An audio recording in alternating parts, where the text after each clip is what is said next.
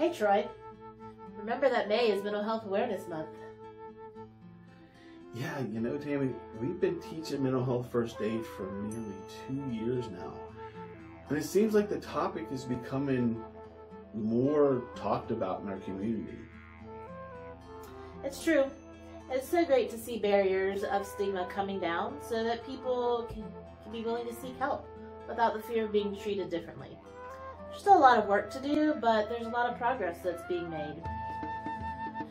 We should remember that good mental health is just as important as physical health.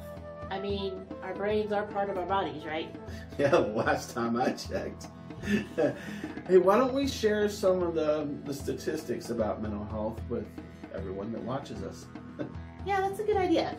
So let's start with the criminal justice system. We work with people in that system, and each year, about 2 million people with a severe mental illness are booked into jail.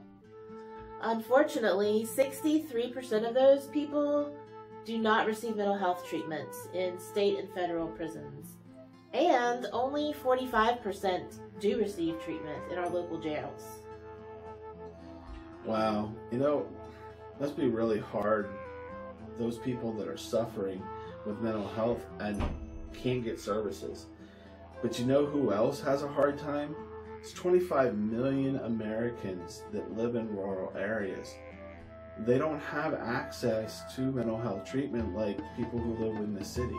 And many of them have to travel twice as far just to receive the mental health treatment that they need. Yeah. And our youth, Troy, they've had a really rough time, especially when you throw COVID into the mix. In 2020, 1 in 6 U.S. adolescents aged 12 to 17 experienced a major depressive episode. And 1 in 3 young adults aged 18 to 25 experienced a mental illness of some kind. I'm so glad that Horizon Goodwill reaches out to youth and young adults as part of our everyday services, especially since they are such a high risk for suicide.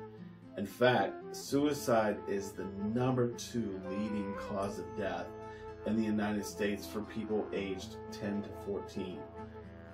It's the 3rd leading cause of death amongst people aged 15 to 24.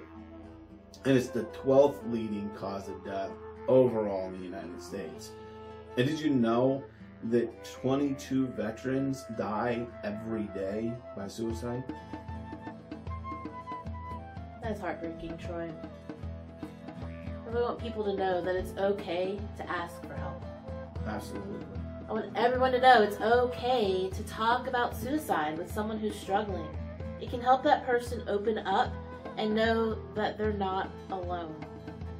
Oh, and there's that new number. It's the Suicide and Crisis Lifeline, and it's just 988. Yep. So much easier to remember than the old number, and you can call or text it to get help for yourself or for someone that you're trying to help. So Tammy, what's your favorite part of teaching mental health first aid? Well, Troy, you know, I always like to hear what people take away from the training. And a lot of times, the response is that they need a self-care action plan for themselves. It's really important to know how to help others, but we can't do that if we're not taking care of ourselves. It's like they say on an airplane. If oxygen mask comes down during an emergency, you've got to put it on yourself first. If you can't breathe, you can't help a child or someone else that's with you or anyone else that's around. Self-care is not selfish. Absolutely.